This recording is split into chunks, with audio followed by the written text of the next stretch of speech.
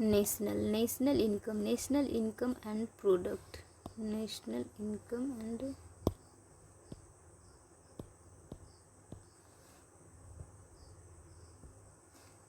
National income and product, राष्ट्रीय आय और उत्पाद प्रस्तावना किसी भी देश में उपलब्ध आर्थिक संसाधनों के उचित दोहन तथा लोगों के मिलने वाली आर्थिक कल्याण के बारे में अनुमान लगाने के लिए राष्ट्रीय आय और उत्पाद का अध्ययन किया जाता है।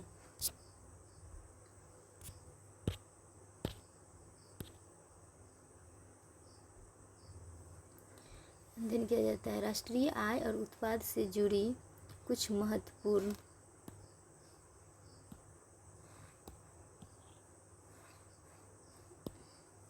राष्ट्रीय आय और उत्पाद से जुड़ी कुछ महत्वपूर्ण अवधारणाएं। जीडीपी ग्रॉस डोमेस्टिक प्रोडक्ट, एक देश की घरेलू सीमा में एक वर्ष में उत्पादित होने वाली सभी अंतिम वस्तुओं और सेवाओं के बाजार मूल्य के समग्र योग को जीडीपी कहते हैं। जीडीपी की उपर्युक्त परिभाषा को आधार बनाते हुए इससे जुड़ी आवश्यक बातों को निम्न प्रकार अभिव्यक्त किया जा सकता है। जीडीपी में केवल उसी उत्पादन को सम्मिलित किया जाता है जो देश की घरेलू सीमा के भीतर होता है, भले ही उस उत्पादन में किसी विदेशी साधन की भूमिका क्यों न रही हो। भारत के लिए भारत के गांव एक्सक्लेव हो गया और भारत के लिए इनक्लेव हो गया। भारत के लिए एक्सक्लेव हो गया भारत के गांव बांग्लादेश में, और बांग्लादेश के लिए इनक्लेव हो गया। भारत इनक्लेव कहता है, बांग्लादेश एक्सक्लेव कहता है। विदेश नीति का बीएन खन्ना लेपाक सिन्हा। दूसरा जीडीपी की गणना में केवल अंतिम वस्तुओं और सेवाओं को ही सम्मिलित किया जाता है, मध्यवर्ती वस्तुओं और सेवाओं को सम्मिलित नहीं किया जाता है। दोहरी गणना से बचने के लिए ऐसा किया जाता है। उदाहरण के लिए स्मार्टफोन के मूल्य को सम्मिलित किया जाएगा, न कि स्मार्टफोन और स्मार्टफोन में लगे पार्ट्स दोनों के मूल्य पर। स्मार्टफोन के मूल्य में उसके पार्ट्स का मूल्य सम्मिलित हो जाता है। यदि अंतिम वस्तु और सेवाओं के बजाय सभी प्रकार की वस्तुओं और सेवाओं को सम्मिलित करना हो तो इसका एक विकल्प ये हो सकता है कि उत्पादन की अलग अलग अवस्थाओं पर होने वाले मूल्य संवर्धन, वैल्यू एडिशन को आपस में जोड़ लिया जाए। यह ध्यान देने योग्य है कि भारत के द्वारा वर्ष 2015 में जीडीपी निकालने के लिए एसएनए 2008 के मानकों के अंतर्गत इसी विधि को लागू किया गया है, और इस विधि में जीडीपी पर जाने के लिए जीवीए ग्रॉस वैल्यू एडिशन को आधार बनाया जाता है। SNA system of national accounts 2008, गेहूँ 10 रुपये, आटा 12 रुपये, ब्रेड 20 रुपये। गेहूँ से आटा में 2 रुपये का वैल्यू एडिशन और आटा से ब्रेड में 8 रुपये का वैल्यू एडिशन, तो 10 2 12 8 20, तो यहाँ तक भी 20 पूरे। जीडीपी को एक समय अवधि के साथ जोड़ के देखा जाता है, जो कि सामान्यतः 1 वर्ष होती है, तथा जीडीपी का मूल्यांकन बाजार मूल्यों पर किया जाता है। दूसरा जीएनपी ग्रॉस नेशनल प्रोडक्ट, सकल राष्ट्रीय उत्पाद। जीएनपी बराबर GDP plus net factor income earned abroad, विदेशों में अर्जित निवल साधना, भारतीय साधनों द्वारा विदेशों में अर्जित निवल साधन। जीएनपी बराबर GDP plus net factor income earned abroad में भारतीय संसाधनों द्वारा विदेशों में अर्जित आय ए माइनस विदेशी साधनों द्वारा भारत में अर्जित आय बी। तो जीएनपी बराबर GDP plus A minus B. GNP बढ़ेगा तो जीडीपी भी बढ़ेगा। जीएनपी बराबर GDP plus net factor income earned abroad, GDP plus A minus B, अगर ए माइनस बी 0 तो जीडीपी बराबर GNP. NNP net national product, निवल राष्ट्रीय उत्पाद। एनएनपी बराबर जीएनपी माइनस डिप्रिसिएशन मतलब मूल्यह्रास या अपकर्ष या मशीनों की घिसावट का अनुमानित मूल्य। NNP at factor cost, NNP at factor cost बराबर net national product at factor cost, साधन लागत पर निवल राष्ट्रीय उत्पाद। इसे NNI नेट नेशनल इनकम या NI नेशनल इनकम भी कहते हैं।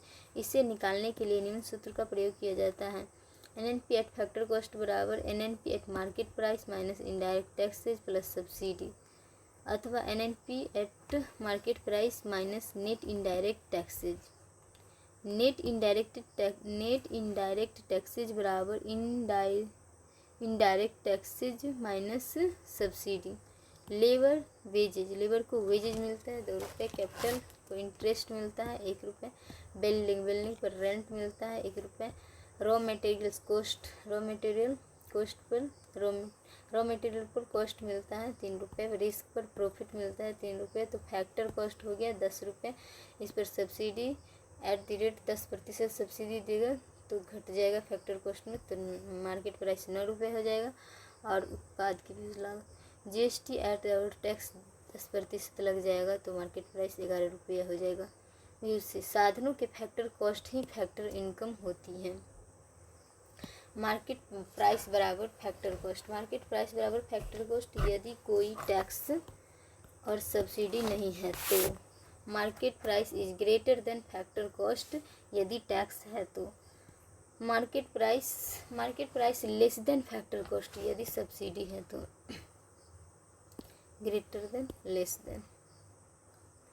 NNP एट फैक्टर कॉस्ट बराबर NNI बराबर NI, प्रोडक्शन की वैल्यू, बाजार की कीमत, साधन की कीमत, बाजार साधन लागत में minus subsidy. PCI per capita income, PCI बराबर प्रति व्यक्ति आय, PCI बराबर प्रति व्यक्ति आय, PCI बराबर NI बट्टा पॉपुलेशन। किसी भी देश में लोगों को मिलने वाले आर्थिक कल्याण का पता लगाने के लिए राष्ट्रीय आय से जुड़ी सभी अवधारणाओं में प्रति व्यक्ति आय को ही सर्वाधिक बेहतर माना जाता है।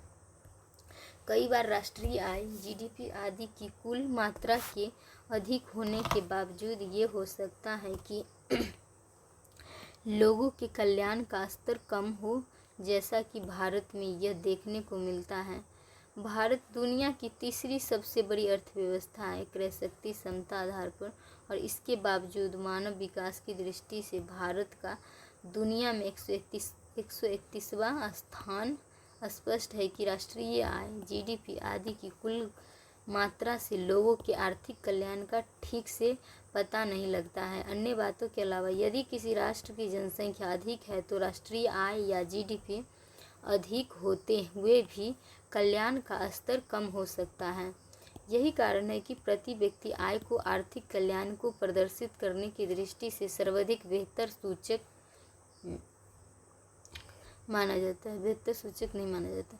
वास्तविक रियल GDP GNP NNP आदि, यदि GDP GNP NNP आदि को स्थिर मूल्य एट कांस्टेंट प्राइसेज पर निकाला जाता है तो उनके आगे रियल शब्द का प्रयोग किया जाता है, क्योंकि मूल्यों को स्थिर करने से उत्पादन के परिवर्तनों का वास्तविक रूप में पता लगता है। यह ध्यान देने योग्य है कि वस्तुओं और सेवाओं के मूल्य बदलते रहते हैं। चूँकि GDP GNP आदि बाजार मूल्यों पर निकाले जाते हैं इसीलिए उनका मूल्य भी बदल जाएगा। यदि बाजार मूल्य बदल जाते हैं भले ही उत्पादन में कोई परिवर्तन नहीं हुआ हो। क्वांटिटी गुने प्राइस इधर GDP, क्वांटिटी गुने प्राइस इधर GDP। 2020-21 में 10 किलो क्वांटिटी 10 प्राइस 10 तो GDP 100 और बेस प्राइस पर तो 50। 2021-22 में क्वांटिटी 10 प्राइस 20 तो GDP 200 और बेस प्राइस 5 ही तो 50। 2022-23 में क्वांटिटी 10 प्राइस 30 तो GDP 300 और बेस प्राइस 5 मतलब 50। 2011-12 कीमत पर ये प्रोडक्शन में कोई बदलाव नहीं हुआ, प्रोडक्शन स्थिर है, प्राइस में बदलाव हो रहा है। बाजार मूल्य को स्थिर करने के लिए किसी वर्ष को आधार वर्ष बेस ईयर के रूप में चुना जाता है। आधार वर्ष के रूप में चुनने के लिए यह देखा जाता है कि संबंधित वर्ष एक सामान्य वर्ष हो। वर्तमान में भारत में 2011-12 आधार वर्ष है, बेस ईयर है। 2015 में 2004-5 के स्थान पर इसे आधार वर्ष के रूप में चुना गया था। राष्ट्रीय सांख्यिकी आयोग के अनुसार प्रत्येक 5 वर्ष के समय अंतराल पर आधार वर्ष बदला जाना चाहिए। वैल्यू ₹120 2021-22 की कीमत पर और 12 गुना 100 2011-12 की कीमतों पर। क्वांटिटी 2021-22 गुने प्राइस 2021-22 बराबर 120 और क्वांटिटी 2021-22 गुने प्राइस 2011-12 100 मतलब 1.2 गुना।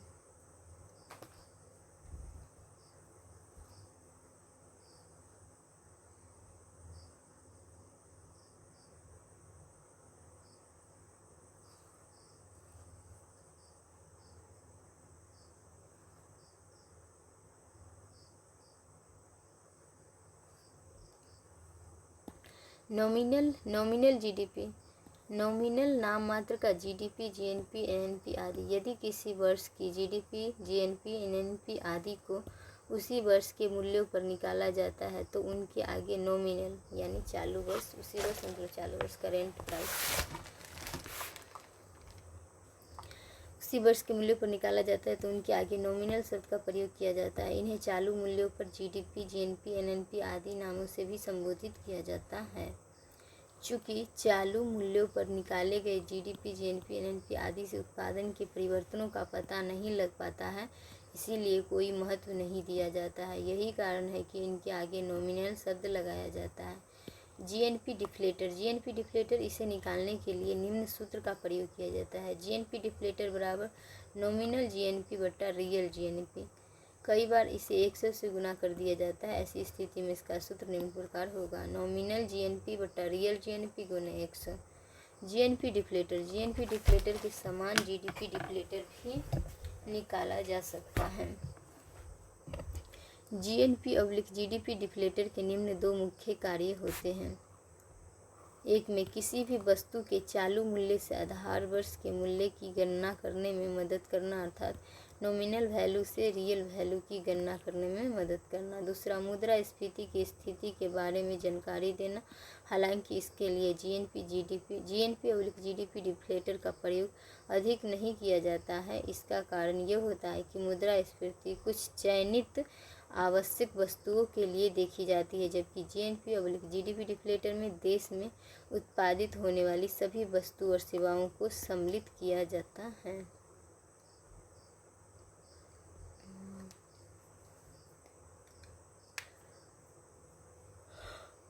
केन्स का अर्थशास्त्र, केन्स का अर्थशास्त्र केनेजियन इकोनॉमिक्स, जेम केन्स, फ्रांस से का नियम, supply creates it's on demand, आपूर्ति स्वयं अपनी मांग उत्पन्न कर लेती है, पहले का नियम था।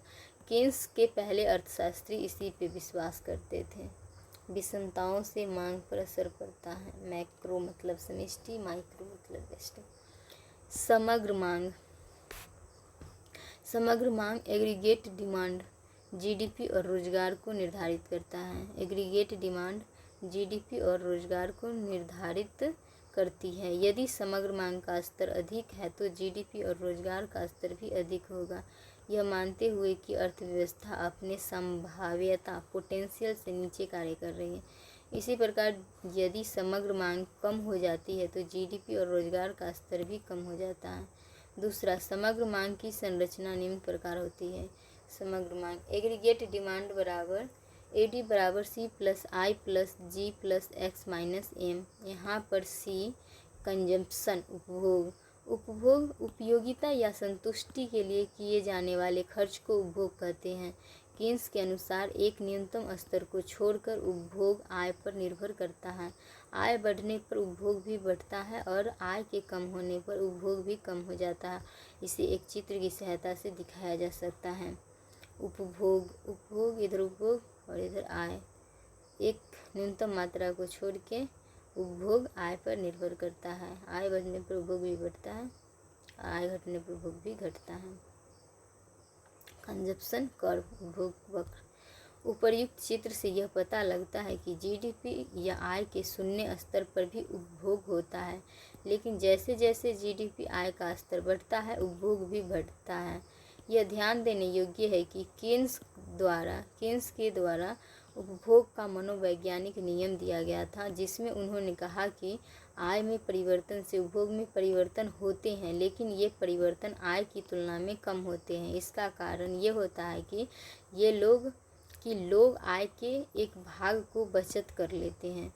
इस संदर्भ में कीन्स द्वारा MPC marginal propensity to consume उपभोग की सीमांत प्रवृत्ति की अवधारणा देते हुए ये कहा गया है कि उसका मूल्य 1 से कम होता है, लेस देन 1। इसे निम्न प्रकार दिखाया जाता है: एमपीसी लेस देन 1 या डेल्टा सी बटा delta Y less than 1। MPC यह बताती है कि आय में होने वाले किसी परिवर्तन से उपभोग में कितना परिवर्तन होता है। दूसरे शब्दों में एमपीसी यह बताती है कि यदि किसी व्यक्ति की आय में 1 रुपये का परिवर्तन हो तो उसके कारण उपभोग में कितना परिवर्तन होगा। दूसरा, आय बराबर इन्वेस्टमेंट मतलब निवेश उत्पादन क्षमता बढ़ाने के लिए किए जाने वाले खर्च को निवेश कहते हैं। यह मुख्य रूप से मशीनों, उपकरणों आदि को खरीदने के लिए किया जाता है। कीन्स के अनुसार निवेश ब्याज दर पर निर्भर करता है और उसके साथ रहने पर विपरीत संबंध रखता है। इसे निम्न प्रकार दिखाया जा सकता है: इधर ब्याज दर, इधर निवेश का स्तर। 5% ब्याज दर पर 1000 करोड़ का निवेश और 10% ब्याज दर पर 100 करोड़ का निवेश वक्र है, इन्वेस्टमेंट कर्व, और ये मंदी में घूम जाता है। उपर्युक्त चित्र से ये पता लगता है कि ब्याज दर के उच्च स्तर पर निवेश कम होता है और ब्याज दर के निम्न स्तर पर निवेश का स्तर उच्च होता है। किसी भी निवेश से लोगों द्वारा प्रत्याशित आय का अनुमान लगाया जाता है। यदि ब्याज दर अधिक होती है तो वे निवेश के लिए कम आकर्षित होते हैं, क्योंकि उन्हें ब्याज के रूप में अधिक भुगतान करना पड़ता है। लेकिन यदि ब्याज दर कम हो जाती है तो उन्हें विशुद्ध रूप से अधिक आय मिलने की संभावना रहती है, इसीलिए वे निवेश के लिए अधिक आकर्षित हो जाते हैं। जी बराबर गवर्नमेंट एक्सपेंडिचर, सरकारी खर्च। यह सरकार द्वारा किए जाने वाला खर्च होता है जो मुख्यतः सामाजिक कल्याण के लिए किया जाता है। सरकारी खर्च स्वतंत्र प्रकार का होता है तथा जीडीपी, ब्याज दर अथवा अन्य किसी कारक पर निर्भर नहीं करता है। एक्स बराबर एक्सपोर्ट, निर्यात। किसी देश की वस्तुओं और सेवाओं पर विदेशी निवासियों द्वारा किए जाने वाले खर्च को निर्यात कहते हैं। निर्यात कीन्स के अनुसार स्वतंत्र होते हैं, अर्थात वे जीडीपी, ब्याज दर आदि पर निर्भर नहीं करते हैं। ये कहा जा सकता है कि जीडीपी बढ़ने से निर्यात नहीं बढ़ते हैं, और ये अलग बात है कि निर्यातों के बढ़ने से जीडीपी बढ़ता है। एम बराबर इम्पोर्ट्स, आयात स्वदेशी लोगों द्वारा विदेशी वस्तुओं और सेवाओं पर किए जाने वाले खर्च को आयात कहते हैं। आयात कीन्स के अनुसार एक न्यूनतम स्तर को छोड़कर आयात जीडीपी पर निर्भर करता है। जीडीपी के अधिक होने पर आयात अधिक होते हैं और जीडीपी के कम होने पर आयात भी कम हो जाते हैं।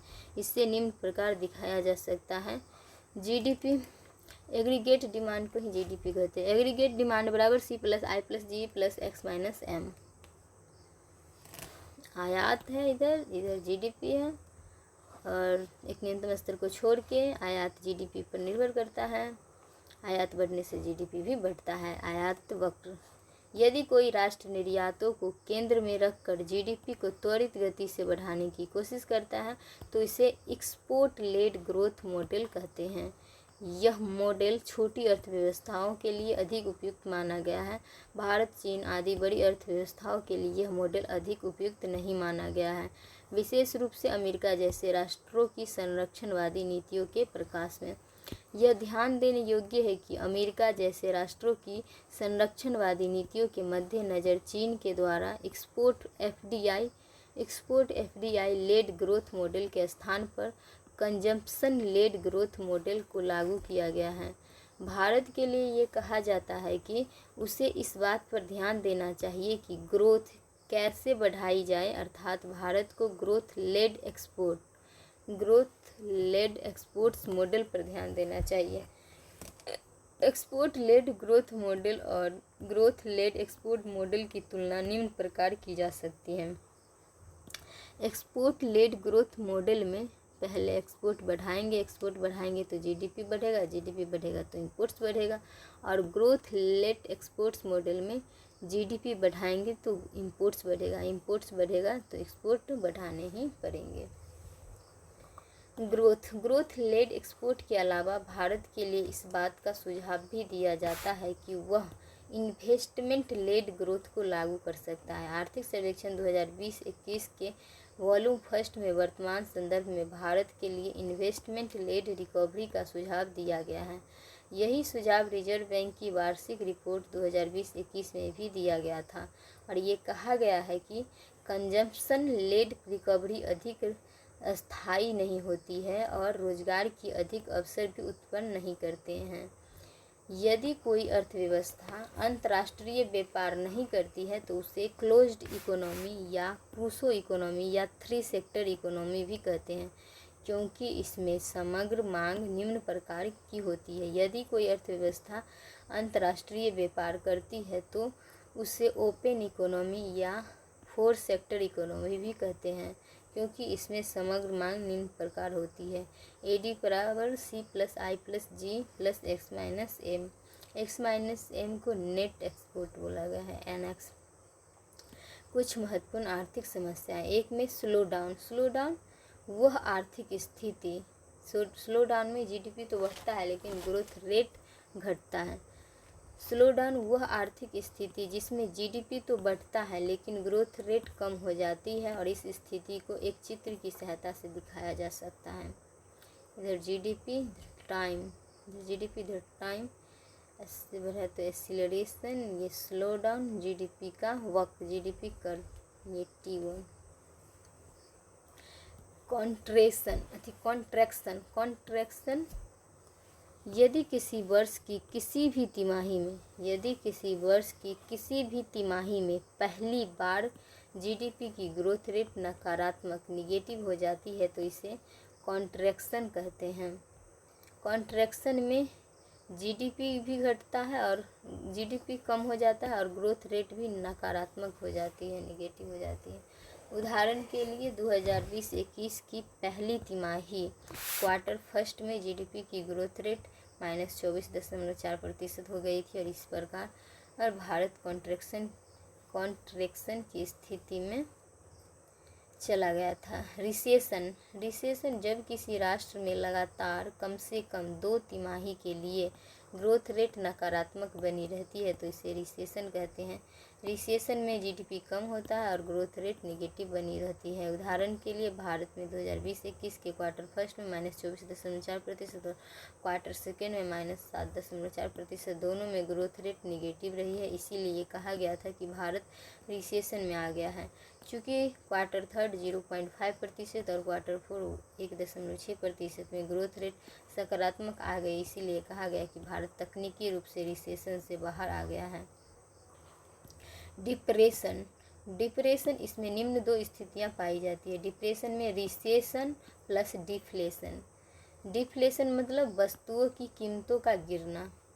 यह काफ़ी खराब आर्थिक स्थिति मानी जाती है, क्योंकि डिफ्लेशन के कारण बेरोजगारी अधिक तेज गति से बढ़ने लगती है और इसका मुख्य कारण वेज स्टिकनेस होता है, जो नीचे की तरफ देखने को मिलता है।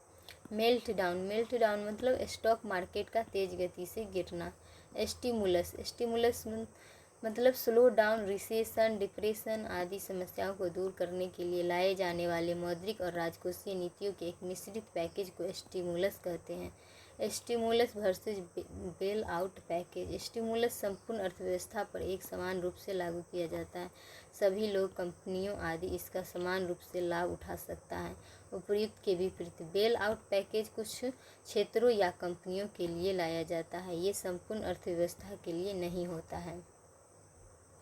स्टिमुलस की संरचना इसे निम्न प्रकार दिया जा सकता है। स्टिमुलस में एक मॉनेटरी पॉलिसी, मौद्रिक नीति और फिस्कल पॉलिसी, राजकोषीय नीति।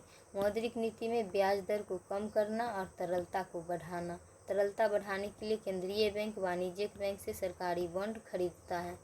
फिस्कल पॉलिसी, फिस्कल पॉलिसी राजकोषीय नीति में सरकारी खर्च बढ़ाना, करों में कटौती, विशेष रूप से प्रत्यक्ष करों में, निवेश सब्सिडी आदि। Procyclical, procyclical versus counter cyclical fiscal policy. Pro चक्रीय बनाम प्रति चक्रीय राजकोषीय नीति। इन नीतियों को निम्न प्रकार दिखाया जा सकता है।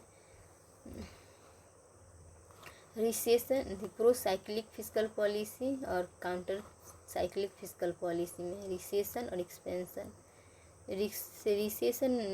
रिसेशन में जीडीपी घटता है और एक्सपेंशन में जीडीपी बढ़ता है। रिसेशन में प्रोसाइक्लिक फिस्कल पॉलिसी में कॉन्ट्रैक्शनरी फिस्कल पॉलिसी अपनाया जाता है और एक्सपेंशनरी फिस्कल पॉलिसी अपनाया जाता है। प्रोसाइक्लिक फिस्कल पॉलिसी में रिसेशन के समय में गवर्नमेंट एक्सपेंडिचर को कम किया जाता है और टैक्सेस बढ़ा दिया जाता है, और एक्सपेंशन में गवर्नमेंट एक्सपेंडिचर बढ़ा दिया जाता है और टैक्सेस घटा दिया जाता है। काउंटर साइक्लिक फिस्कल पॉलिसी में रिसेशन के समय में गवर्नमेंट एक्सपेंडिचर को बढ़ा दिया जाता है और टैक्सेस घटा दिया जाता है, मतलब एक्सप्लेशनरी फिस्कल पॉलिसी को अपनाया जाता है।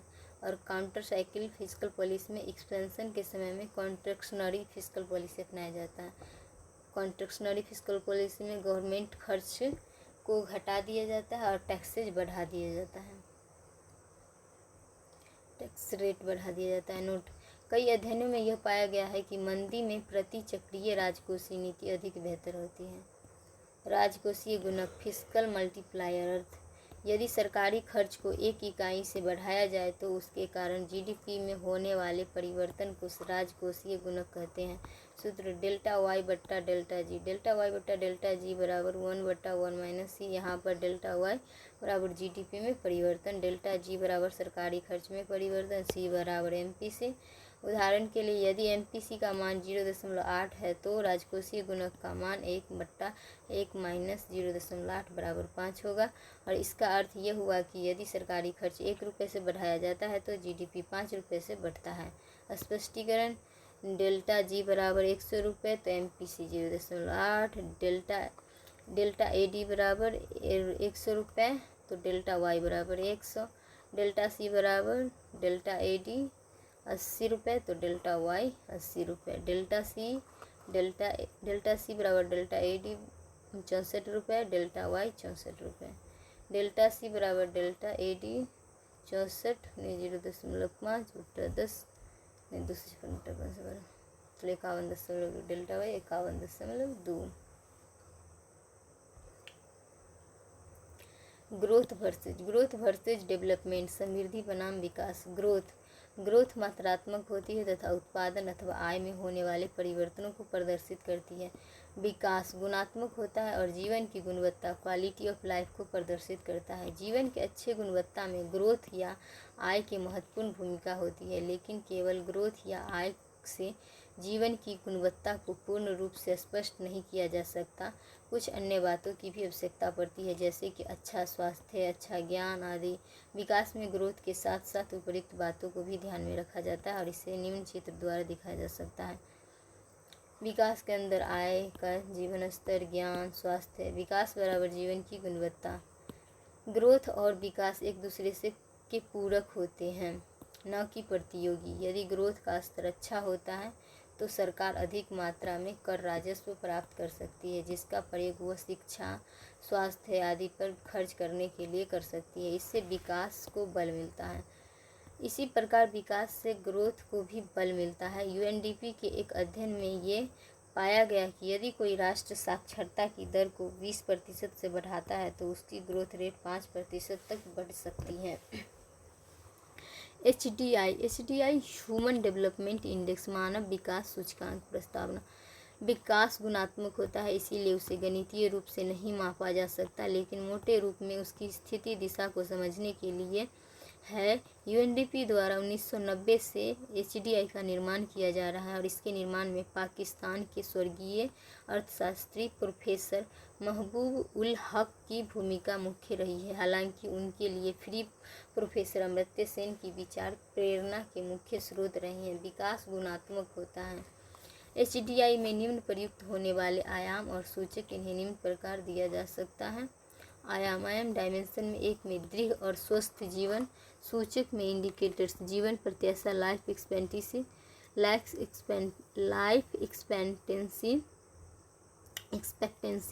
69.7 वर्ष एसडीजी 3.0। दूसरा ज्ञान में प्रौढ़ साक्षरता की दर, ज्ञान में सकल नामांकन अनुपात GER ग्रॉस इनरोलमेंट रेशियो, और इसमें प्रौढ़ साक्षरता की दर स्कूल के प्रत्याशित वर्ष एक्सपेक्टेड ईयर्स ऑफ स्कूलिंग 12.2 वर्ष और एसडीजी 4.3। स्कूल के वर्षों का माध्य मीन ईयर्स ऑफ स्कूलिंग 6.5 वर्ष और एसडीजी 4.4। जीवन स्तर में रियल पर कैपिटा GNI वास्तविक प्रति व्यक्ति GNI एसडीजी 8.5 और $6,681। पीपीपी आधारित परचेजिंग पावर पैरिटी क्रय शक्ति समता।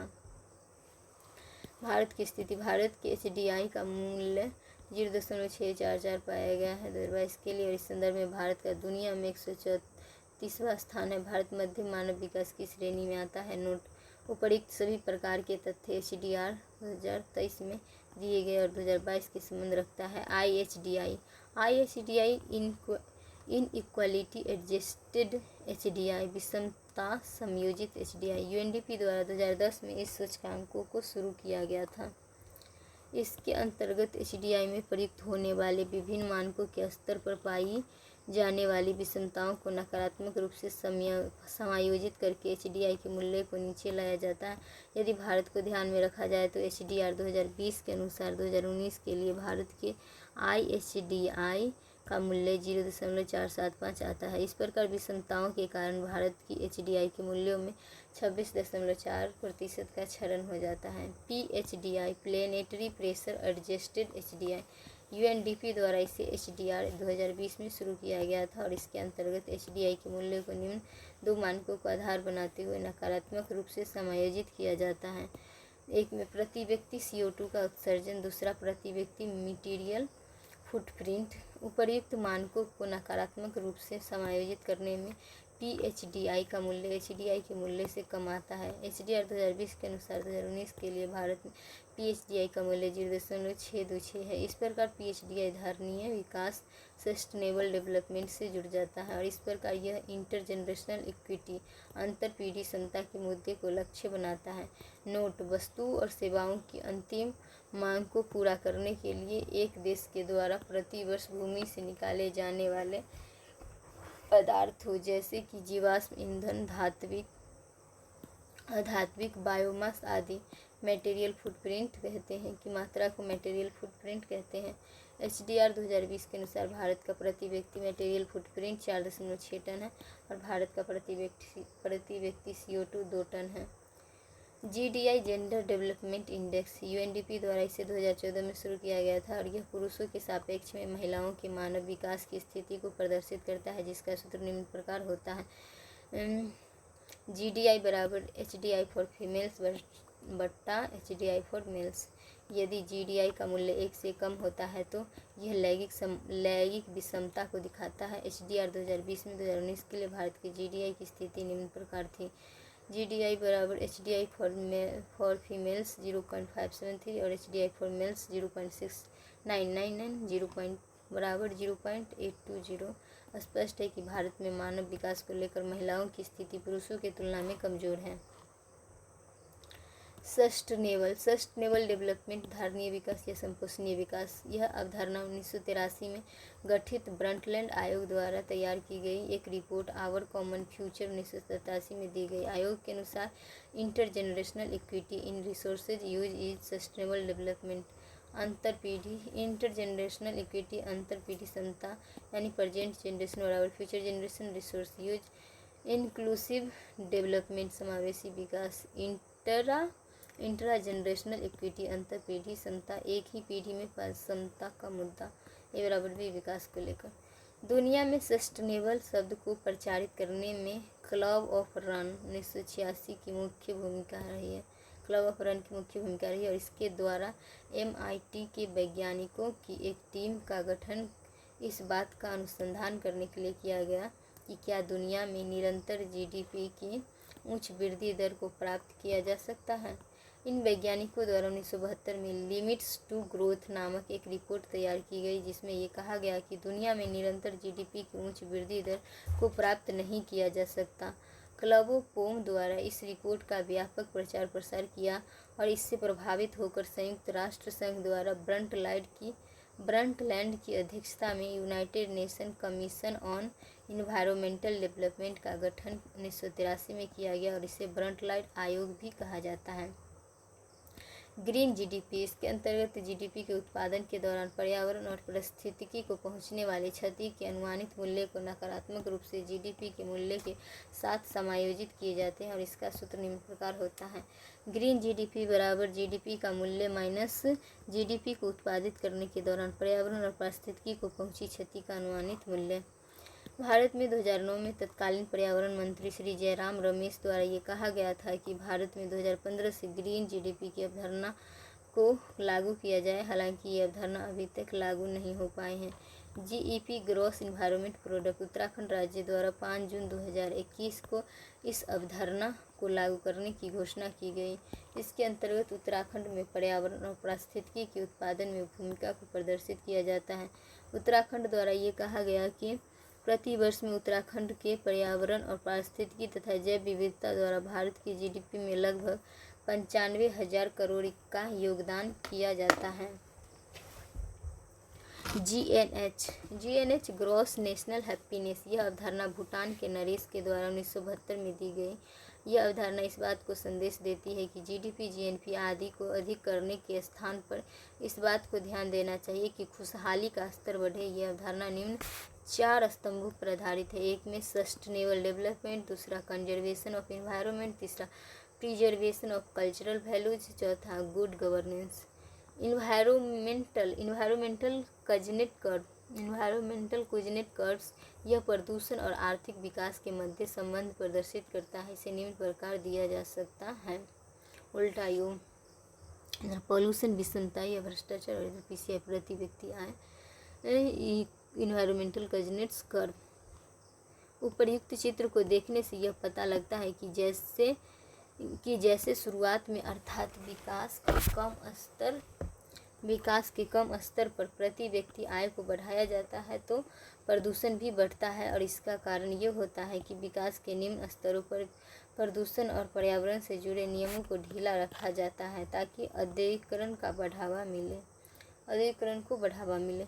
आर्थिक विकास के एक स्तर के बाद प्रति व्यक्ति आय बढ़ने के साथ प्रदूषण का स्तर कम होने लगता है।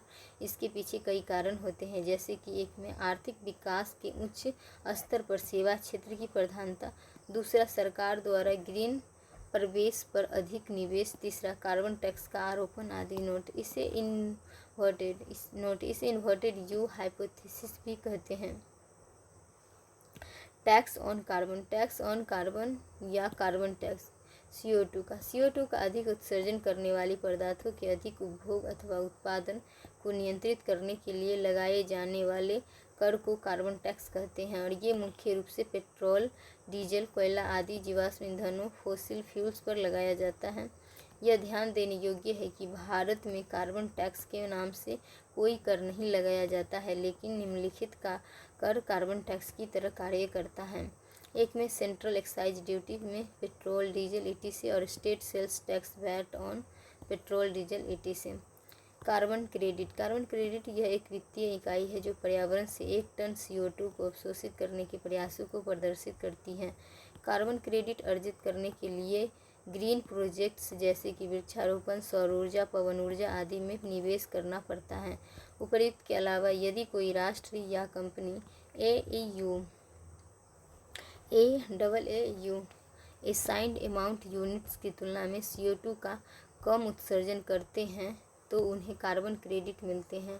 एक AAU टन CO2 को उत्सर्जित करने की छूट देता है। कार्बन क्रेडिट का व्यापार किया जा सकता है। अधिक प्रदूषण करने वाली कंपनियां कम प्रदूषण करने वाली कंपनियों से कार्बन क्रेडिट खरीद सकती है। कुछ लोगों के अनुसार कार्बन क्रेडिट की अवधारणा प्रदूषण को बढ़ावा दे रही है। COP26 में ग्लासगो सम्मेलन में इस बात को लेकर सहमति हो गई कि 2013 से लेकर 2020 तक की समय अवधि में उत्पन्न किए गए कार्बन क्रेडिट्स को बेचा जा सकता है। GCF ग्रॉस कैपिटल फॉर्मेशन, ये किसी भी देश में कुल निवेश की स्थिति को दिखाता है। GDP की प्रतिशत के रूप में अभिव्यक्त करने पर इसे निवेश दर कहा जाता है और इसमें निम्नलिखित का समावेश किया जाता है। GFCF, एक फर्स्ट GFCF, दूसरा स्टॉक्स, तीसरा वैल्यूएबल, मूल्यवान वस्तुएं जैसे कि हीरे, सोना, गहने आदि।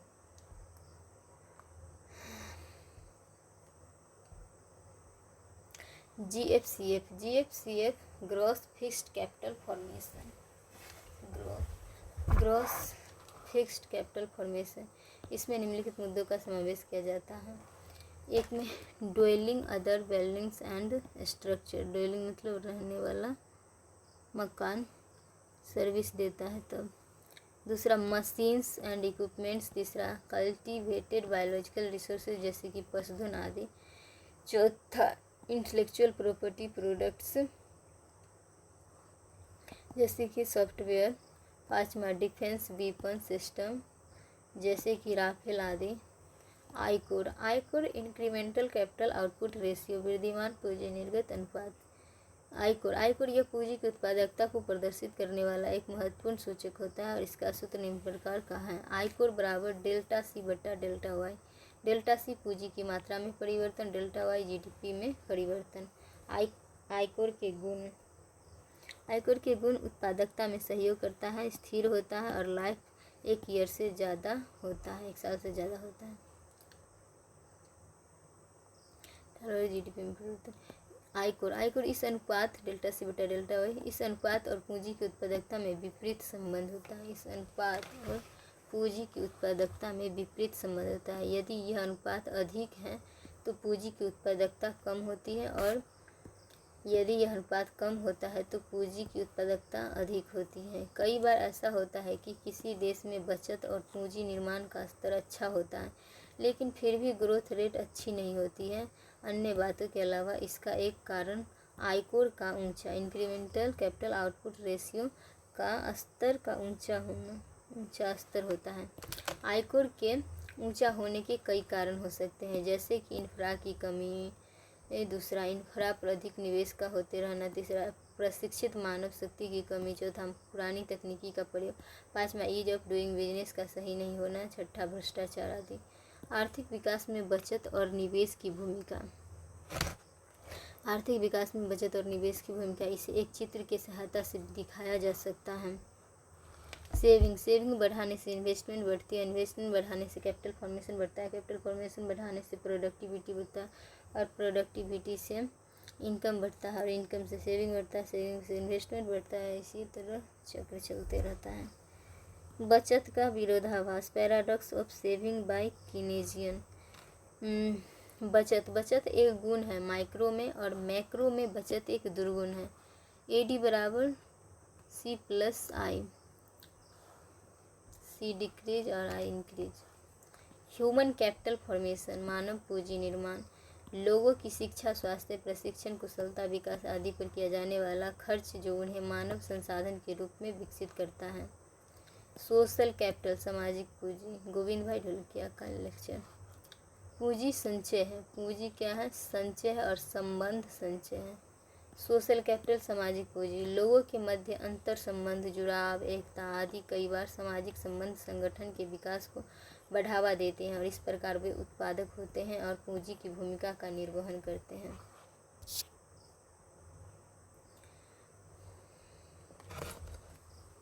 आर्थिक विकास के गैर आर्थिक कारक, non economic factors of economic development, social organisation और पॉलिटिकल ऑर्गेनाइजेशन ETC।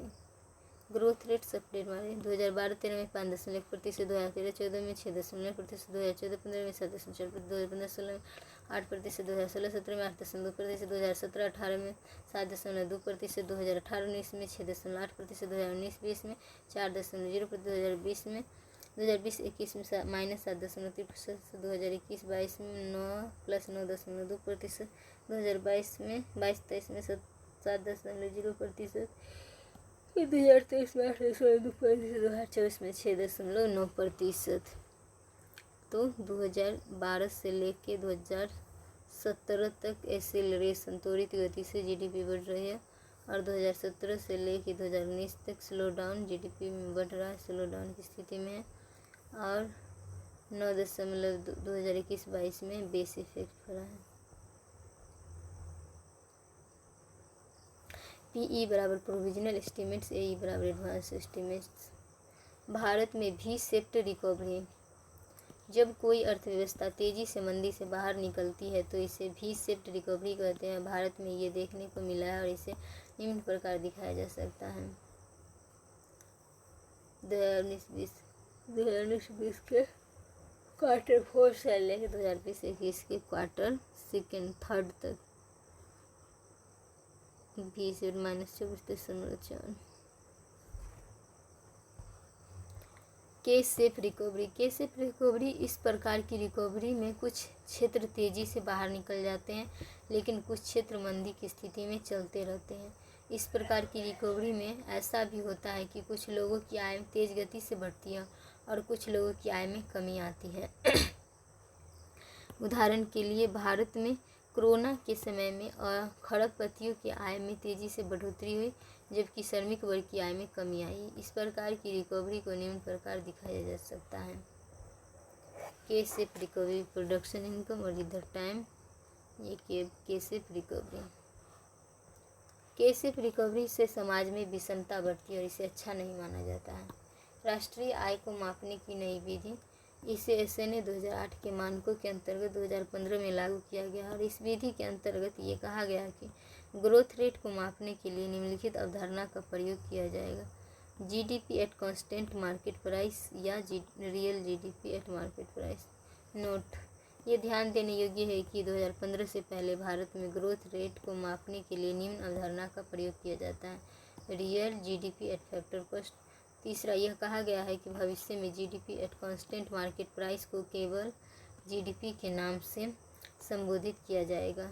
चौथा, जीडीपी निकालने के लिए निम्न सूत्र का प्रयोग किया जाता है: फैक्टर कॉस्ट प्लस टैक्स बराबर मार्केट प्राइस।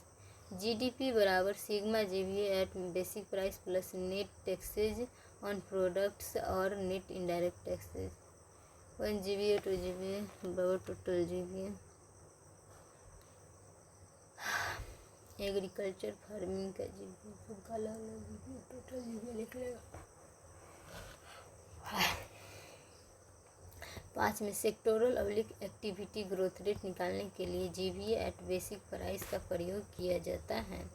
समग्र मांग, समग्र मांग के विभिन्न घटकों की भारत की जीडीपी में भूमिका। 2021-22 के अग्रामी अनुमानों के अनुसार एट कांस्टेंट प्राइसेस पर private final consumption PFCE expenditure. दूसरा, GFCF government final consumption expenditure C+I+G+X-M AD। GFCF 27.1%, change in stocks 1.0%, valuables में 1.9%, एक्सपोर्ट 20.1%, इम्पोर्ट 27.1% और discrepancies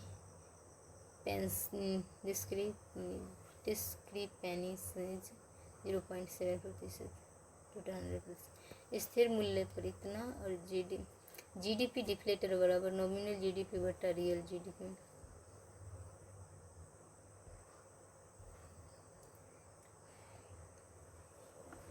public finance, public finance मतलब लोक वित्त प्रस्तावना। सरकारी वित्त को लोक वित्त कहते हैं। इसमें चर्चा के मुख्य विषय निम्न होते हैं: सरकारी प्राप्तियाँ, सरकारी खर्च, सरकारी घाटे, वित्त आयोग संबंधी मामले आदि।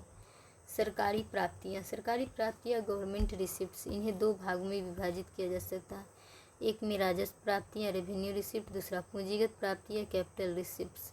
राजस्व प्राप्तियां सरकार को मिलने वाली ऐसी आय जिसे प्राप्त करने के लिए न तो सार्वजनिक संपत्तियां पब्लिक एसेट्स को कम करना पड़ता है और न ही सार्वजनिक देयताएं पब्लिक लाइबिलिटीज बढ़ानी पड़ती है। राजस्व प्राप्तियों को दो भागों में बांटा जा सकता है। एक में कर राजस्व टैक्स रेवेन्यू प्रत्यक्ष और अप्रत्यक्ष करों से प्राप्त समझता है, और गैर कर राजस्व में नॉन टैक्स रेवेन्यू में fees, fines, interest, dividends and profits, external grants etc। कर एक अनिवार्य भुगतान है जिसके बदले में राज्य को लोगों को कोई वस्तु या सेवा देने की आवश्यकता नहीं होती है और न ही उसे वापस लौटाना पड़ता है। प्रत्यक्ष कर और अप्रत्यक्ष कर। प्रत्यक्ष कर ऐसे कर होते हैं जिनके भार को अन्य लोगों पर ट्रांसफ़र नहीं किया जा सकता और इनके मामले में पॉइंट ऑफ इम्पैक्ट जिस व्यक्ति पर कर लगता है एंड पॉइंट ऑफ इंसिडेंस जिस व्यक्ति को कर का वास्तविक भार वहन करना पड़ता है एक ही होते हैं। दूसरे शब्दों में जिन लोगों पर ये कर लगाए जाते हैं उन्हें उनका भार भी वहन करना पड़ता है। जैसे ये कर लोगों की आय या उनकी संपत्ति या उनके द्वारा किए जाने वाले संपत्तियों के लेन देन पर लगाए जाते हैं। प्रत्यक्ष कर के निम्नलिखित मुख्य उदाहरण है। एक में आयकर, इनकम टैक्स, नॉन कॉर्पोरेट्स की नॉन एग्रीकल्चर आय पर केंद्र सरकार द्वारा आरोपित किया जाने वाला कर है, मतलब प्रूफ राइट। दूसरा निगम कर, कॉर्पोरेशन टैक्स। यह कर केंद्र सरकार द्वारा कंपनियों द्वारा अर्जित मुनाफों पर आरोपित किया जाता है। न्यूनतम वैकल्पिक कर, मैट, मिनिमम अल्टरनेटिव टैक्स। विभिन्न प्रकार कटौतियों और रियायतों का लाभ उठाकर कॉर्पोरेशन टैक्स नहीं देने वाली जीरो टैक्स कंपनीज पर इसे आरोपित किया जाता है। चौथा पूंजीगत लाभ कर, कैपिटल गेन टैक्स। संपत्तियों जैसे कि घर, हाउस, शेयर, इक्विटी आदि के विक्रय से होने वाले लाभों पर लगने वाला एक कर। पाँचवें गूगल टैक्स। वर्ष 2016-17 में 6% की दर से इसे कर को फेसबुक, गूगल, ट्विटर आदि के द्वारा भारत में विज्ञापन से प्राप्त होने वाली आय कर पर इसे लगाया गया है। इसे इक्विलाइजेशन लेवी 1.0 भी कहा जाता है। विथ होल्डिंग टैक्स, रोकने वाला tax. Digital advertising of tax, Google tax. छठा DST यानी डिजिटल सर्विस टैक्स। इसे 2020-21 के बजट में लागू किया गया है और अमेजन आदि विदेशी कंपनियों द्वारा भारत में उपलब्ध करवाई जाने वाली विभिन्न प्रकार की डिजिटल सेवाओं से प्राप्त होने वाले राजस्व पर इसे 2% की दर से लगाया जाता है और इसे इक्विलाइजेशन लेवी 2.0 के नाम से संबोधित किया जाता है।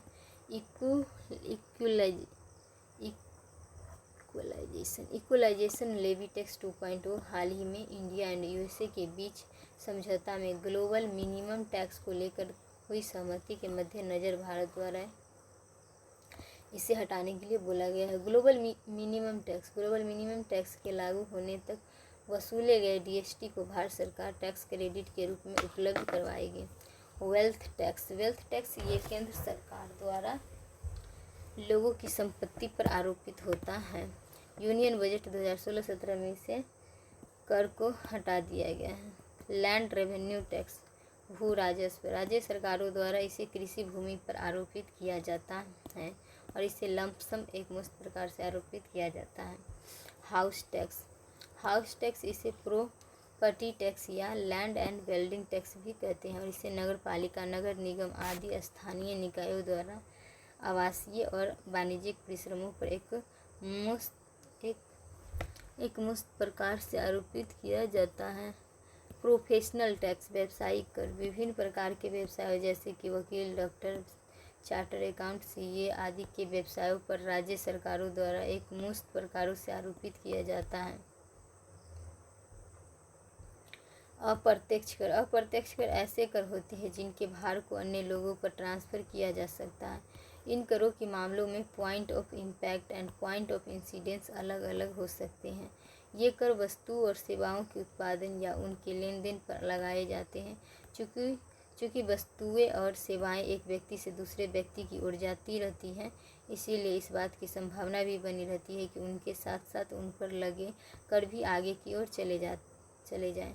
अप्रत्यक्ष कर का सबसे महत्वपूर्ण उदाहरण जीएसटी है। जीएसटी से पहले निम्नलिखित करों को अप्रत्यक्ष कर के मुख्य उदाहरण माने जा सकते हैं।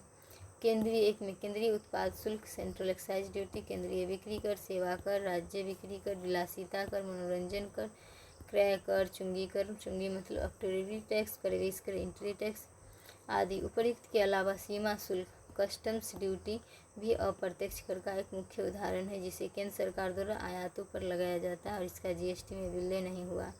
प्रत्यक्ष और अप्रत्यक्ष दोनों प्रकार के करों में प्रत्यक्ष कर निम्नलिखित दो कारणों से अधिक श्रेष्ठ माने जाते हैं। प्रत्यक्ष करों को प्रगतिशील प्रोग्रेसिव बनाया जा सकता है, अर्थात उन्हें इस प्रकार लगाया जा सकता है कि कम आय वाले लोग कर की कम दर और अधिक आय वाले लोग कर की ऊंची दर का भुगतान करें, ताकि दोनों प्रकार के लोगों के त्याग का स्तर एक समान हो सके। उपर्युक्त के विपरीत अप्रत्यक्ष कर स्वभाव से ही प्रतिगामी रिग्रेसिव होते हैं। वे कम आय वाले लोगों पर उच्च आय वाले लोगों की तुलना में अधिक अनुपातिक भार डालते हैं। द रेट ऑफ टैक्स और द आय का स्तर, लेवल ऑफ इनकम, ये हो गया प्रोग्रेसिव प्रगतिशील टैक्स, और ये हो गया अनुपातिक प्रोपोर्शनल टैक्स प्रोपोर्शनल, और हो गया प्रतिगामी रिग्रेसिव, और ये हो गया डिग्रेसिव। प्रत्यक्ष कर दूसरा, प्रत्यक्ष कर वस्तु और सेवाओं की कीमतों को प्रभावित नहीं करती है, जबकि अप्रत्यक्ष कर ऐसा करते हैं। वस्तु की कीमतों से प्रभावित होकर पब्लिक चॉइस एंड वेलफेयर पर विपरीत प्रभाव पड़ सकता है। उपर्युक्त कमियों के बावजूद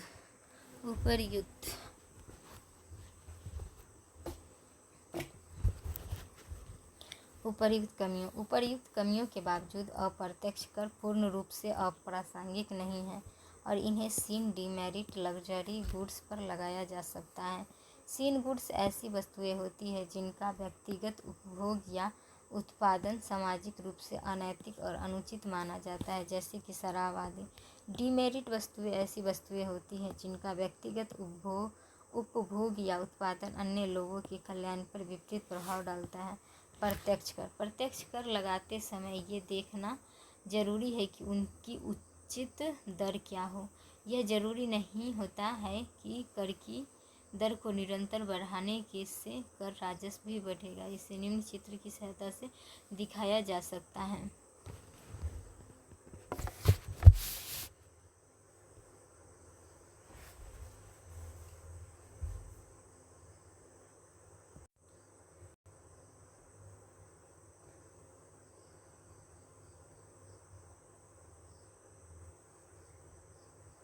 सीन गुड्स ऐसी वस्तुएं होती हैं जिनका व्यक्तिगत उपभोग या उत्पादन सामाजिक रूप से अनैतिक और अनुचित माना जाता है, जैसे कि शराब आदि। डीमेरिट वस्तुएं ऐसी वस्तुएं होती हैं जिनका व्यक्तिगत उपभोग या उत्पादन अन्य लोगों के कल्याण पर विपरीत प्रभाव डालता है। प्रत्यक्ष कर लगाते समय ये देखना जरूरी है कि उनकी उचित दर क्या हो। यह जरूरी नहीं होता है कि कर की दर को निरंतर बढ़ाने से कर राजस्व भी बढ़ेगा, और इसे निम्न चित्र की सहायता से दिखाया जा सकता है। कर की दर और इधर कर राजस्व T1, T2, T3, T4, T5, और इधर R1, R2, R3 revenue tax रेग्रोनिक्स। ये हो गया मैक्सिमम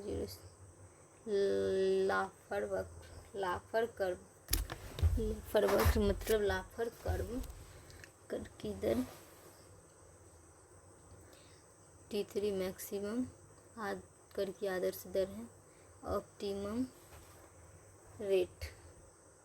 उपर्युक्त चित्र को देखने से ये पता लगता है कि जैसे जैसे शुरुआत में कर की दर को बढ़ाया जाता है तो कर राजस्व भी बढ़ता है, लेकिन यह केवल कर की T3 दर तक होता है। यदि इसके बाद भी कर की दर को बढ़ाया जाता है तो कर राजस्व कम होने लगता है।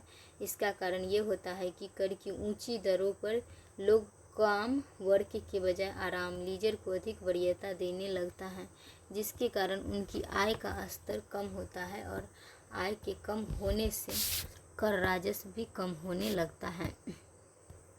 यह ध्यान देने योग्य है कि आराम को अर्थशास्त्र में गुड्स की श्रेणी में सम्मिलित किया जाता है, क्योंकि इससे उपयोगिता मिलती है। पूंजीगत प्राप्ति कैपिटल रिसिप्ट्स ऐसी सरकारी आय जिसे प्राप्त करने के लिए या तो सार्वजनिक संपत्तियों को पब्लिक एसेट को कम करना पड़े या सार्वजनिक देयताएं पब्लिक लायबिलिटीज को बढ़ाने पड़े तो उसे पूंजीगत प्राप्ति कहते हैं। इसके निम्न मुख्य उदाहरण हैं। एक में विनिवेश डिसइन्वेस्टमेंट, दूसरा ऋणों की वसूली रिकवरी ऑफ लोन्स, तीसरा बाजार से उधार मार्केट बोरोइंग, आंतरिक आरबीआई और बाह्य गवर्नमेंट ऑफ इंडिया। चौथा अन्य देयताएं अल्प बचत संग्रहण में भविष्य निधि जमाएं, राष्ट्रीय बचत पत्र, किसान विकास पत्र, डाकघर जमाएं, सुकन्या समृद्धि योजना आदि। नोट: उपर्युक्त पूंजीगत प्राप्तियों में विनिवेश डिसइन्वेस्टमेंट और ऋणों की वसूली recovery of loans NDCR non डेब्ट कैपिटल रिसिप्ट्स कहलाते हैं। दूसरा, आंतरिक बाजार से उधार लेने के लिए रिजर्व बैंक द्वारा दिनांकित सरकारी प्रतिभूतियां डेटेड गवर्नमेंट सिक्योरिटीज जारी की जाती हैं।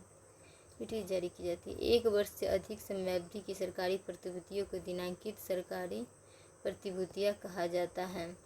विदेशों से उधार सीधे सरकार द्वारा ली जाती है। सरकारी खर्च गवर्नमेंट एक्सपेंडिचर।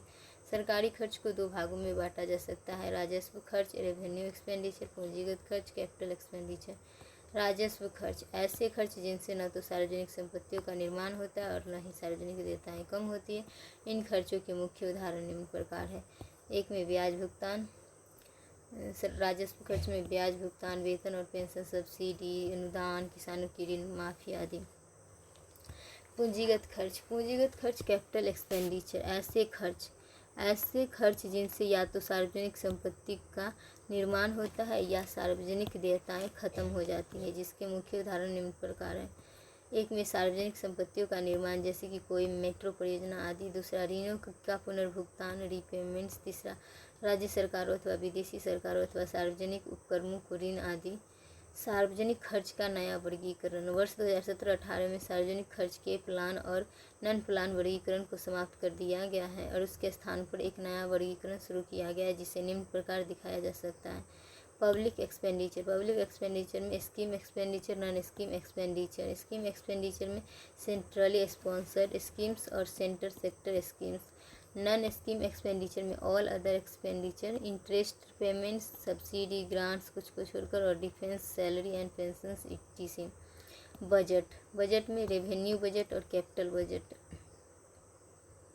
रेवेन्यू बजट में रेवेन्यू रिसिप्ट और रेवेन्यू एक्सपेंडिचर। रेवेन्यू रिसिप्ट में tax revenue, non tax revenue. Tax revenue में डायरेक्ट और इनडायरेक्ट। नॉन टैक्स रेवेन्यू में fees, fines, interest and dividends, profit and etc। Revenue expenditure में interest payment, salary, pension, subsidy, grants etc। और capital budget में capital receipt, capital expenditure. Capital receipt में disinvestment, recovery of loans, market borrowing, other. और capital expenditure में creation of public assets, repayment of loans and loans to state government, foreign grants etc। सरकारी घाटे राजस्व घाटा, revenue deficit, RD कुल राजस्व खर्चों का कुल राजस्व पर प्राप्तियों पर अधिक के एक्सेस।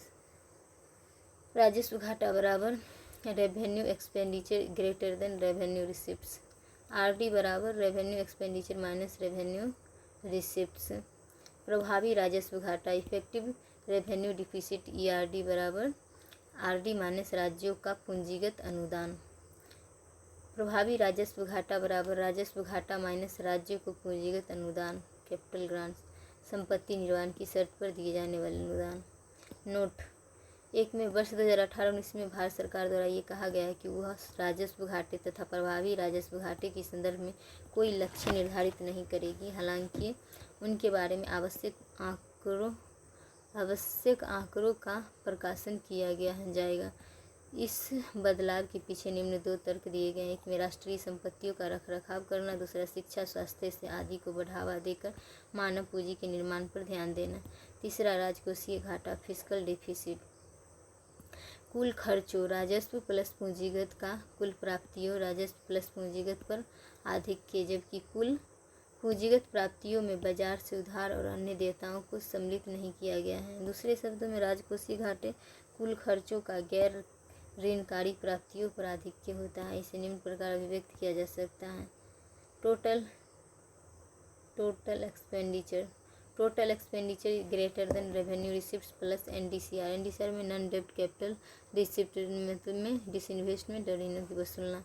राजकोषीय घाटे की अवधारणा को एक उदाहरण के द्वारा समझा जा सकता है: टोटल एक्सपेंडिचर रेवेन्यू और कैपिटल। रेवेन्यू 100 रुपये और कैपिटल 100 रुपये। टोटल रिसिप्ट्स में रेवेन्यू और कैपिटल। रेवेन्यू में tax non tax 25, non tax 25 और कैपिटल में डिसइन्वेस्टमेंट 25 और रिकवरी लोन्स 25 और मार्केट बोरोइंग 50, अदर लाइबिलिटीज 50। तो फिजिकल डिफिसिट टी बराबर एफ डी बराबर 200 माइनस 100 बराबर एफ डी बराबर 100। भारत में राजकोषीय घाटे की अवधारणा को 1997 में 1997 में सुकमा चक्रवर्ती समिति की सिफारिशों पर लागू किया गया। इसके लागू होने से सरकार की राजकोषीय स्थिति का सही पता लग पाता है और इससे पहले भारत में सरकार के कुल घाटे को मापने के लिए बजट घाटे की अवधारणा का प्रयोग किया जाता है। बजट घाटे से सरकार की राजकोषीय स्थिति के बारे में ठीक से पता नहीं लग पाता है। बजट बजट डेफिसिट सरकार के कुल खर्चों का कुल प्राप्तियों पर आधिक्य, जबकि बाजार से उधार और अन्य देयताओं को पूंजीगत प्राप्तियों से सम्मिलित किया गया है। बजट डेफिसिट बराबर total expenditure greater then total receipts. F T बराबर 200 माइनस 100 बराबर 100। बी डी बराबर 200 माइनस 100 बराबर 0। बजट घाटे को मौद्रीकृत घाटा मोनेटाइज डिफिसिट भी कहते हैं, क्योंकि इस घाटे के बराबर अर्थव्यवस्था में मुद्रा की मात्रा बढ़ जाती है। और यह ध्यान देने योग्य है कि बजट घाटे का वित्तीयन निम्न 2 विधियों से किया जाता है: एक में रिजर्व बैंक के पास पड़े नकद शेषों कैश बैलेंस को कम करना, दूसरा रिजर्व बैंक से उधार लेना। उपरोक्त दोनों मामलों में मुद्रा की मात्रा पहले की तुलना में बजट घाटे के बराबर अधिक हो जाएगी। कई बार ये कहा जाता है कि वित्तीय संसाधनों की कमी की स्थिति में एक देश आर्थिक विकास के लिए ऊंचा बजट घाटा लगा सकता है, क्योंकि हालांकि इस प्रकार की रणनीति जोखिम युक्त होती है। एक राष्ट्र इसके कारण too much money chasing too few goods की स्थिति में फंस सकता है। नोट: भारत में 1997 से बजट घाटे की शून्य पर रखने की नीति का अनुकरण किया जा रहा है। प्राथमिक घाटा प्राइमरी डिफिसिट पी डी बराबर एफ डी माइनस ब्याज भुगतान। प्राथमिक घाटा बराबर राजकोषीय घाटा में से ब्याज भुगतान को घटा देंगे। F R B M act 2003 physical responsibility and budget management. सरकार की राजकोषीय क्रियाओं में पारदर्शिता लाने तथा जवाबदेही उत्तरदायित्व स्तर को सुनिश्चित करने के लिए इस एक्ट को लाया गया है और इसे जुलाई 2004 में लागू किया गया था। और अन्य बातों के अलावा इस अधिनियम में निम्नलिखित 2 मुख्य लक्ष्यों का निर्धारण किया गया है: एक में वर्ष 2008-9 के अंत तक राजस्व घाटे आर डी बराबर revenue expenditure greater than revenue receipts. वर्ष 2008-9 के अंत तक राजस्व घाटे को शून्य स्तर पर ले जाना। दूसरा, वर्ष 2008-9 के अंतर्गत राजकोषीय घाटे को जीडीपी के 3% तक लाना। वर्ष 2008-9 की अमेरिकन मंदी से भारतीय अर्थव्यवस्था का बचाव करने के लिए भारत सरकार द्वारा एक स्टिमुलस पैकेज की घोषणा की गई थी, जिसके कारण उपरोक्त लक्ष्य प्राप्त नहीं किए जा सकते हैं। एफआरबीएम एक्ट के लागू होने के संदर्भ में इसकी आलोचना कई आधारों पर की गई, जिनमें निम्नलिखित 2 आधार मुख्य हैं। एक में यह एक्ट राजकोषीय समेकन फिस्कल कंसोलिडेशन के लिए खर्च की कटौतियों पर अधिक जोर देना, जबकि राजकोषीय समय का एक 2-वे स्ट्रीट है और प्राप्तियों को बढ़ाकर भी इस लक्ष्य को प्राप्त किया जा सकता है।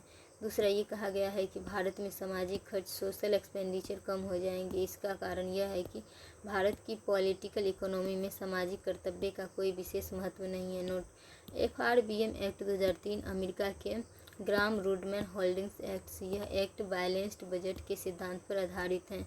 FRBM act review committee FRBM act के क्रियान्वयन के पुनरावलोकन के लिए भारत सरकार द्वारा 2016 में श्री एन के सिंह के अध्यक्षता में एक समिति का गठन किया गया। समिति द्वारा कई प्रकार के सुझाव दिए गए जिन्हें 2018 के फिनांस एक्ट के द्वारा लागू किया गया। Finance act 2018 and fiscal targets एक में 2020-21 के अंत तक राजकोषीय घाटे के स्तर को जीडीपी को 3% के लाना 2024-25 तक सामान्य सरकार जनरल गवर्नमेंट के ऋण जीडीपी अनुपात को निम्नानुसार 60% पर लाभांश केंद्र 40%, राज्य 20% और 60%। स्केप क्लाउज बचाव उपबंध के अंतर्गत जीडीपी के 0.5% तक राजकोषीय घाटे के लक्ष्य से विचलन निम्न परिस्थितियों में किया जा सकता है। एक में राष्ट्रीय सुरक्षा, दूसरा युद्ध, तीसरा राष्ट्रीय आपदा, चौथा कृषि के उत्पादन में भारी गिरावट, 5 में संरचनात्मक सुधार, छठा जीडीपी की ग्रोथ में गिरावट। भारत सरकार किसी भी वर्ष में जीडीपी के 0.5% से अधिक के ऋणों पर गारंटी नहीं देगी। नोट: कोरोना के कारण उपयुक्त लक्ष्य प्राप्त नहीं किए जा सकते। नवीनतम राजकोषीय लक्ष्य करंट की क्लास, राजकोषीय घाटे की प्रवृत्ति करंट की क्लास। जीएसटी बराबर गुड्स एंड सर्विस टैक्स, वस्तु एवं सेवा कर, और tax on goods and services. प्रस्तावना: जीएसटी मूलतः वैट वैल्यू एडिशन टैक्स होता है और इस प्रकार यह वस्तुओं और सेवाओं के उत्पादन और बिक्री के दौरान किए जाने वाले मूल्य संवर्धन पर आरोपित किया जाता है। जीएसटी/वैट टर्न ओवर टैक्स से अलग होता है। जीएसटी/वैट मूल्य संवर्धन को लक्ष्य बनाते हैं जबकि टर्न ओवर टैक्स लेन देन के संपूर्ण मूल्य को लक्ष्य बनाती है। यह ध्यान देने योग्य है कि जीएसटी/वैट अलग अलग अवस्थाओं पर टर्न ओवर टैक्स के रूप में लगाया जाता है, लेकिन उत्पादकों, सेवा प्रदाताओं और विक्रेताओं को आईटीसी इनपुट टैक्स क्रेडिट का लाभ दिया जाता है और इसके कारण जीएसटी/वैट अपने मूल स्वरूप में आ जाता है। यह ध्यान देने योग्य है कि उपभोक्ताओं के आईटीसी का लाभ नहीं मिलता और इसीलिए उनकी अवस्था पर जीएसटी/वैट टर्न ओवर टैक्स के रूप में लगता है और उसी रूप में रह जाता है। आईटीसी के अंतर्गत उत्पादकों, सेवा प्रदाताओं और विक्रेताओं द्वारा आगतू इनपुट्स पर दिए गए करों को या तो वापस लौटा दिया जाता है या उन्हें ऑफसेट समायोजित करने की छूट दे दी जाती है। ए, बी और सी कंज्यूमर। ए प्राइस 80 रुपया, जीएसटी 8 रुपया, 10% जीएसटी तो बिल हो गए 88 रुपये के।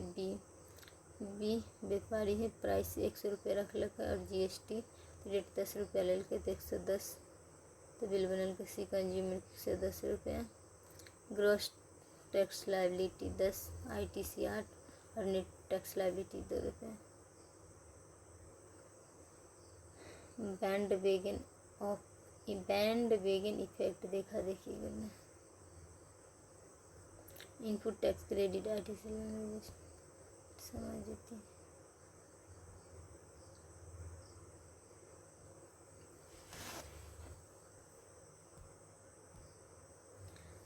कास्केडिंग इफेक्ट, पीछे की कर आगे की ओर लग जाना। जीएसटी/वैट के लाभ: एक में पीछे की अवस्थाओं पर लगे कर आगे की अवस्थाओं पर नहीं जाते अर्थात कास्केडिंग इफेक्ट समाप्त हो जाता है। दूसरा, करों पर कर, टैक्स ऑन टैक्स से बचाव होता है। तीसरा, कास्केडिंग इफेक्ट को समाप्त होने के कारण मैन्युफैक्चरिंग कॉस्ट कम हो जाती है, इस पर मेक इन इंडिया जैसे कार्यक्रमों को बढ़ावा मिलता है। चौथा, वस्तुओं की कीमतें कम हो जाती हैं, हालांकि शुरुआत में लोगों को ऐसा लग सकता है कि वस्तुओं की कीमतें बढ़ रही हैं। 5 में निर्यातों को बढ़ावा मिलता है क्योंकि निर्यातों को आईटीसी का लाभ दिया जाता है जबकि निर्यातों पर कोई जीएसटी नहीं लगाया जाता है। मल्टीनेशनल ट्रांसपोर्ट पर क्वेश्चन। भारत में वैट लक्ष्मीकांत झा समिति की सिफारिशों पर मॉडिफाइड वैट के नाम से 1986 में पहली बार वैट को लागू किया गया। वर्ष 2000 में मोड वैट की संरचना में कई प्रकार के बदलाव किए गए और परिवर्तित स्वरूप में उसे सेन वैट के नाम से संबोधित किया जाएगा। सेन वैट केंद्रीय उत्पाद शुल्क सेंट्रल एक्साइज ड्यूटी कर का एक परिवर्तित स्वरूप था जिसमें आईटीसी का गुण था। 1 अप्रैल 2005 से भारत के सभी राज्यों द्वारा स्टेट सेल्स टैक्स को आईटीसी आधारित कर दिया गया और इस व्यवस्था को सेलवैट स्टेट लेवल वैट के नाम से संबोधित किया गया और इस प्रकार भारत में 2005 से ड्यूअल वैट व्यवस्था का संचालन हो रहा था जिसे पुनः निम्न प्रकार दिखाया जा सकता है।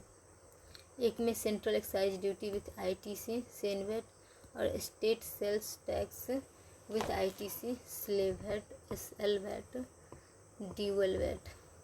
उपर्युक्त ड्यूअल वैट व्यवस्था में निम्नलिखित 3 मुख्य कमजोरियाँ थी। एक में केंद्र राज्यों के बीच में एकीकृत व्यवस्था नहीं होने के कारण सेंड वैट और सेंट्रल एक्साइज ड्यूटी का कास्केडिंग इफेक्ट अभी भी बना हुआ था। दूसरा, कई अप्रत्यक्ष करों को संबंधित वैट प्रणालियों से बाहर छोड़ दिया गया था, जैसे कि central sales tax, luxury tax, entertainment tax, purchase tax, ETC।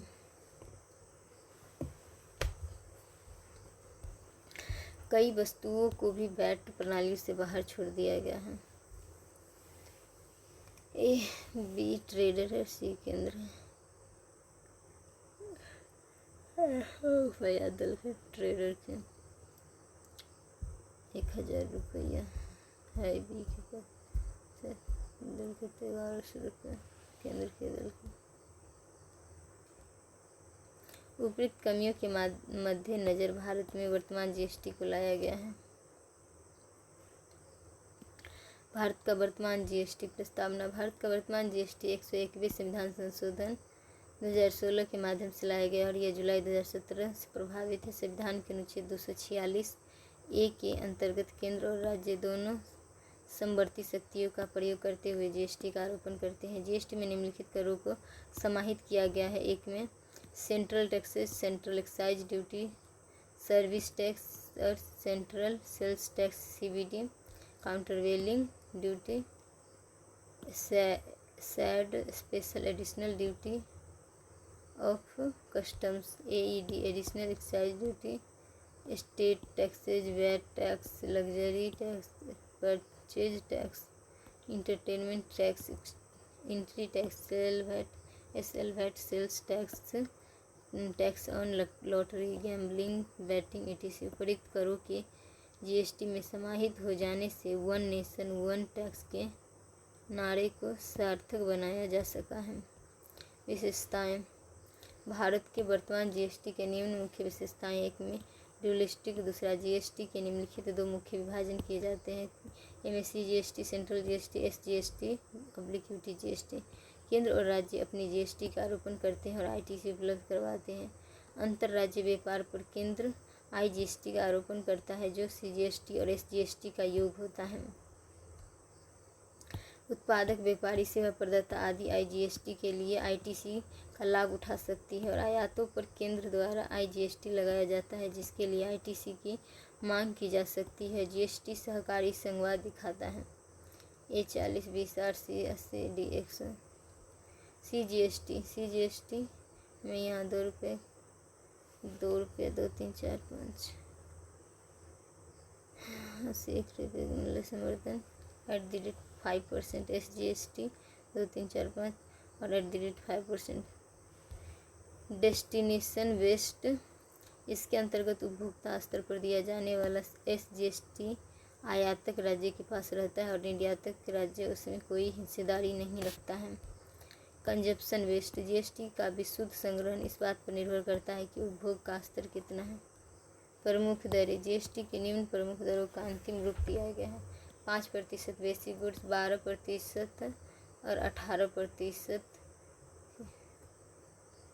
12% और 18% स्टैंडर्ड रेट्स और 28% CND में रिटेल लग्जरी गुड्स।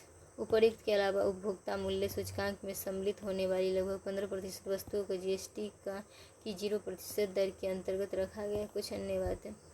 एक वैधानिक प्रावधान के द्वारा शराब को GST से बाहर रखा गया है। शराब पर GST एग्जेम्प्ट है और बट अदर टैक्स लगता है। दूसरा, ये कहा गया है कि निम्नलिखित 5 वस्तुओं पर GST लगाने का निर्णय भविष्य में GST परिशोध करेगी। 0% GST। एक में क्रूड पेट्रोलियम, दूसरा मोटर स्पिरिट, तीसरा हाई स्पीड डीजल, चौथा ATF एविएशन टरबाइन फ्यूल, 5 में नेचुरल गैस। GST परिषद कुल मताधिकारों के कम से कम 3/4 बहुमत से निर्णय करती है और इस संबंध में मताधिकारों का वितरण निम्न प्रकार है।